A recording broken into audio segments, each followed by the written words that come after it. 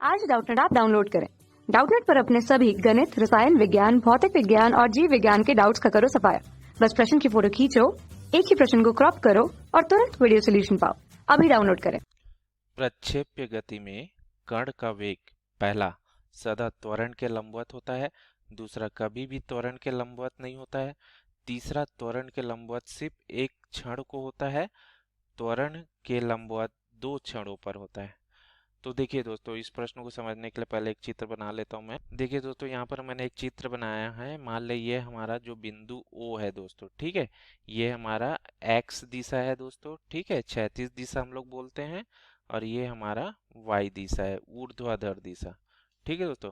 तो जब किसी वस्तु को ना पृथ्वी की क्षैतिज सतह से थीटा कोण से प्रक्षेपित किया जाता है, मतलब फेंका जाता है, तो उसको हम लोग बोलते हैं प्रक्षेप्य, और उसकी इस गति को प्रक्षेप्य गति बोलते हैं दोस्तों, ठीक है। और जो वस्तु है, वस्तु देखिए इस पथ में ऐसा गति करते हुए धरती के किसी एक बिंदु पर आकर गिर जाता है दोस्तों, ठीक है। हमने देखा है दोस्तों, दैनिक जीवन में अगर हम पत्थर कुछ फेंकते हैं तो कुछ समय तक वो ऊपर रहता है दोस्तों, फिर उसके बाद वो नीचे आके गिर जाता है धरती किसी बिंदु पर, ठीक है। तो यहाँ पर देखिए दोस्तों, मान लो ये वस्तु जो है, कण जो है यहाँ पर, उसका प्रारंभिक वेग नगर u है, ठीक है दोस्तों। तो u का दो घटक हम ले सकते हैं दोस्तों, x दिशा में u cos थीटा, क्योंकि ये थीटा कोण बना रहा है दोस्तों क्षैतिज के साथ, इसलिए क्षैतिज घटक को हमने u cos थीटा लिया है, ठीक है। y घटक जो ऊर्ध्वाधर घटक में, इसका u sin थीटा ले लेते हैं, ये देखिए इसको ऊर्ध्वाधर घटक, ठीक है दोस्तों।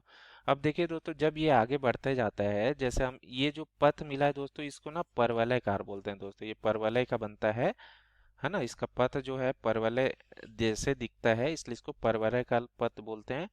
अगर इसके किसी, देखिए दोस्तों, जब ये आगे किसी एक बिंदु पर लेते हैं, जैसे ये मान लो P बिंदु पर लेते हैं, तो अब इसका वेग देखिए दोस्तों परिवर्तित हो जाता है। और वेग हम कैसे निकालते हैं दोस्तों, ये जो पथ के किसी भी बिंदु से अगर हम स्पर्श रेखा खींचते हैं, तो स्पर्श रेखा की दिशा जो है वेग की दिशा को बताती है दोस्तों, ठीक है। अब देखिए दोस्तों, मान लो यहाँ अब ये क्षैतिज से मान लो ये अल्फा कोण बना रहा है इसका स्पर्श रेखा, तो ये इसका क्षैतिज घटक क्या मिल जाएगा, v cos अल्फा, ठीक है। और उधर घटक v sin अल्फा। अब देखिए दोस्तों, जब इस बिंदु पर हम स्पर्श रेखा खींचते हैं, देखिए इस बिंदु पर जब खींचते हैं तो हमको केवल क्षैतिज घटक ही मिलता है दोस्तों वेग का। यहाँ पर देखिए ऊर्ध्वाधर घटक हमारा शून्य है, ठीक है दोस्तों। तो यहाँ पर जैसे इस बिंदु पर को अगर हम लोग M मान लेते हैं दोस्तों, ठीक है, ये जो बिंदु है ना M हमारा क्या है दोस्तों, उच्चतम बिंदु। उच्चतम बिंदु मतलब दोस्तों कोई भी वस्तु या कण जो सबसे उच्चतम दूरी तय करेगी, इस बिंदु तक तय करेगी आकाश में, ठीक है। इसके बाद देखिए वो नीचे आने लगता है, उसकी दूरी कम होने लगती है, ठीक है। तो M जो है हमारा उच्चतम बिंदु है, और यहाँ पर जो है ना बिंदु M पर क्या है दोस्तों, मैं यहाँ नीचे लिख, M पर क्या है हमारा जो Vx है, खाली क्षैतिज घटक मिलता है, Vy हमारा शून्य है ना, घटक नहीं मिलता है। तो इसका मतलब क्या है दोस्तों, यहाँ पर वेग सबसे कम है। अब यहाँ पर देखिए दोस्तों, फिर इसके बाद देखिए आगे और इसके बाद बढ़ते जाएगा दोस्तों, कोई भी बिंदु पर हम लोग लेंगे, इस बिंदु लो, तो फिर से हमको दो घटक मिलेगा दोस्तों वेग का। जैसे अगर यहाँ से देखिए, अगर कोई कुछ कोण बीटा बना रहा है तो फिर से v cos बीटा, यहाँ से v sin बीटा ऐसे मिलता है। सिर्फ ये जो उच्चतम बिंदु है दोस्तों, यहीं पर हमारा क्या है ना, सिर्फ क्षैतिज घटक मिलेगा। इसका मतलब है कि यह वेग सबसे न्यूनतम है दोस्तों, ठीक है।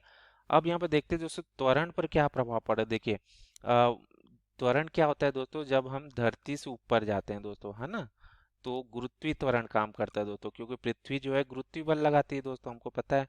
तो जब हम ऊपर की ओर जाते हैं दोस्तों, ठीक है, अगर धरती से ऊपर जाते हैं, धरती के ऊपर, तो हमारा जो त्वरण है दोस्तों, ए से लिखते हैं ना, इसको हम लोग ऋण जी लिखते हैं दोस्तों, ठीक है।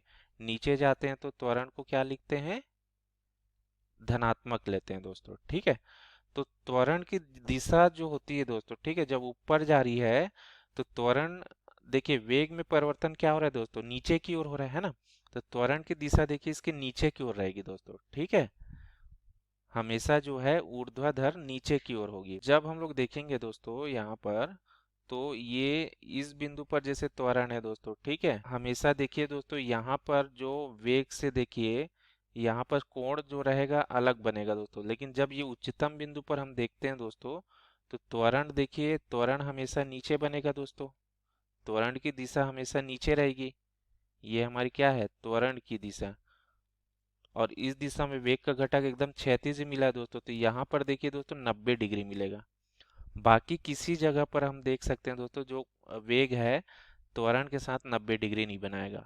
सिर्फ उच्चतम बिंदु पर ही त्वरण क्या है, इस वेग के लंबवत होता है दोस्तों। ठीक है, तो हमारा यहाँ से देखिए दोस्तों, ऑप्शन में यही पूछा है कि कण का वेग त्वरण के साथ किस तरह से संबंधित हो रहा है। तो यहाँ जैसे पहला ऑप्शन देते हैं सदा त्वरण के लंबवत, सदा तो नहीं हो रहा है दोस्तों, ये ऑप्शन नहीं आएगा। कभी भी त्वरण के लंबवत नहीं होता है, ये भी नहीं आएगा। त्वरण के लंबवत सिर्फ एक क्षण पर होता है, तो ये देखिए ये सही ऑप्शन दोस्तों। सिर्फ एक क्षण मतलब उच्चतम बिंदु पर जो मिलता है ना, जहाँ पर वस्तु उच्चतम दूरी तय करती है, उसी क्षण पर क्या है, त्वरण लंबवत होता है वेग के। ठीक है, चौथा इसमें दिया त्वरण के लंबवत दो क्षणों पर, नहीं तो ये भी नहीं होगा। तो तीसरा ऑप्शन इसका सही है उत्तर है दोस्तों। धन्यवाद। कक्षा 6 से 12वीं से लेकर नीट, IIT, JEE वो एडवांस के लेवल तक 1 करोड़ से ज्यादा छात्रों का भरोसा। आज ही डाउनलोड करें डाउटनेट ऐप या व्हाट्सएप करें अपने सारे डाउट्स 8400 400 400 पर।